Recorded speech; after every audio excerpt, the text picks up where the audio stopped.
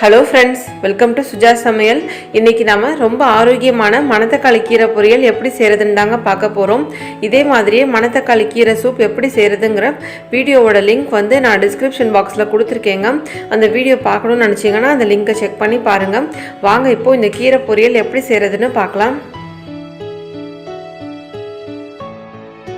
இதுதாங்க மணத்தக்காளி கீரை.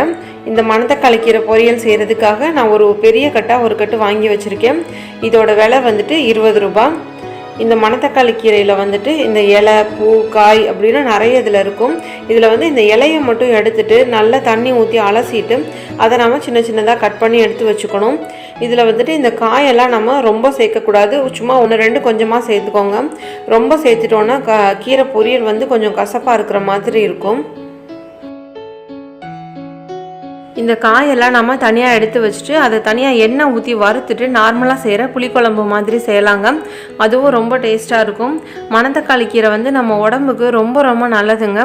சிலருக்கு வந்து வாயில் அடிக்கடி சின்ன சின்னதாக புண்ணு வந்துகிட்டே இருக்கும். வயிற்றில் புண்ணு இருந்தால் தான் இந்த மாதிரி வாய்ப்புண் வரும். இந்த மாதிரி வாய்ப்புண் வயிற்றுப்புண்ணால் கஷ்டப்படுறவங்களுக்கும் அல்சர் ப்ராப்ளம்னால ரொம்ப நாளாக கஷ்டப்படுறவங்களுக்கும் இந்த மணத்தக்காளி கீரையை சூப் மாதிரி செஞ்சுட்டு அது கூட தேங்காய் பால் கலந்து ரெகுலராக குடிச்சிட்டு வந்தாங்கன்னா ரொம்ப சீக்கிரமாகவே சரியாயிடுங்க. இது மட்டும் இல்லாமல் நாள்பட்ட தலைவலி, செரிமான பிரச்சனை, மலச்சிக்கல் பிரச்சனை, கண் பார்வை கோளாறு, வெண்புள்ளி நோய், லிவர் டிசீஸ், இது மாதிரி பல பிரச்சனைகளை இந்த மணத்தக்காளிக்கீரை சரி பண்ணுங்க. இது நல்ல ஒரு பிளட் பியூரிஃபையராகவும் இருக்கும். பொதுவாக ஃபீவர் இருக்கிறவங்களுக்கு இந்த மணத்தக்காளி கீரையை சூப் மாதிரி செஞ்சு கொடுத்தாங்கன்னா ஃபீவர் வந்து சீக்கிரமாக குறைஞ்சிரும். வாங்க இப்போ இந்த கீரை பொரியல் எப்படி செய்கிறதுன்னு பார்க்கலாம்.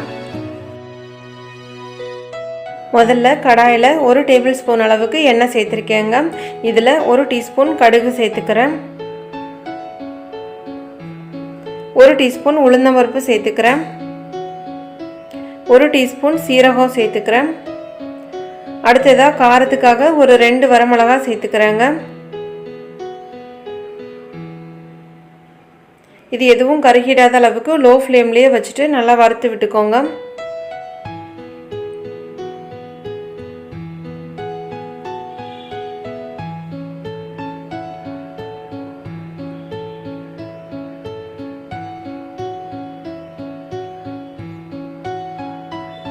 அடுத்ததாக 1 கைப்பிடி அளவுக்கு சின்ன வெங்காயத்தை நல்லா பொடிசாக கட் பண்ணி சேர்த்துக்கிறேன்.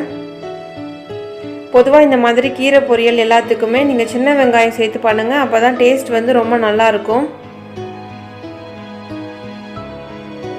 இது கூடவே ஒரு 7-8 பல்லு பூண்டையும் பொடிசாக கட் பண்ணி சேர்த்துக்கிறேன்.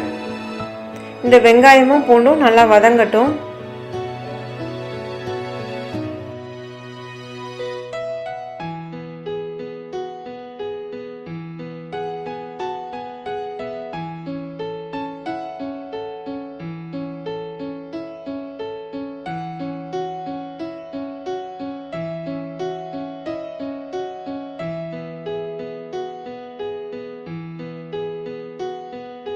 வெங்காயம் இப்போ நல்லா வதங்கிருச்சுங்க. அடுத்ததான் நம்ம க்ளீன் பண்ணி கட் பண்ணி எடுத்து வச்சிருக்கிறோம் இந்த கீரையை சேர்த்துக்கலாம்.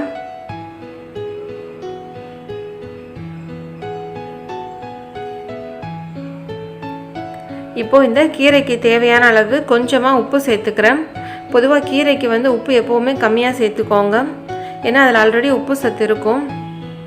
இப்போ இந்த கீரைக்கு வந்துட்டு நான் மொத்தமாகவே ஒரு 1 டம்ளர் அளவுக்கு தான் தண்ணி எடுத்திருக்கேங்க. இப்போ இதில் ஒரு பாதி அளவு மட்டும் தண்ணி எடுத்து இந்த மாதிரி தொளிச்சிட்டு சேர்த்துக்கோங்க. மொத்தமாக தண்ணி ஊற்றாமல் அப்பப்போ தேவைப்படுற நேரத்தில் மட்டும் கொஞ்சம் கொஞ்சமாக இந்த மாதிரி தொளிச்சுக்கோங்க. இப்போ இதை நல்லா வதக்கி விட்டுக்கலாம். ஒரு 2 நிமிஷம் வதங்கிருச்சுனாலே இந்த கீரை வந்து நல்லா சுருங்கி வந்துருங்க.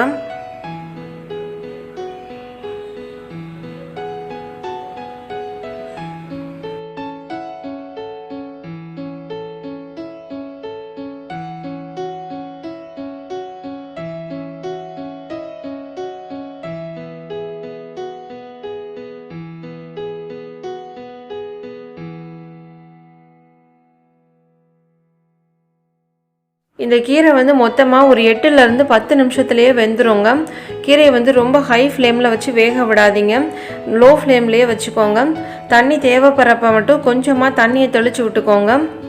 இப்போ இந்த கீரை வேகட்டும்.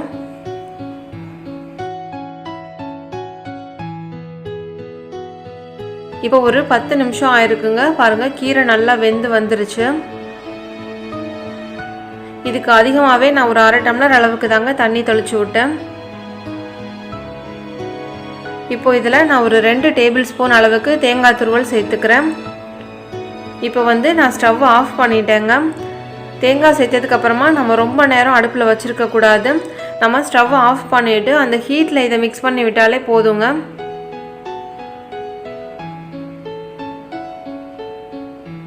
அவ்வளோதாங்க, ரொம்ப ஆரோக்கியமான டேஸ்டான மணத்தக்காளி கீரை பொரியல் இப்போது ரெடி ஆகிடுச்சு.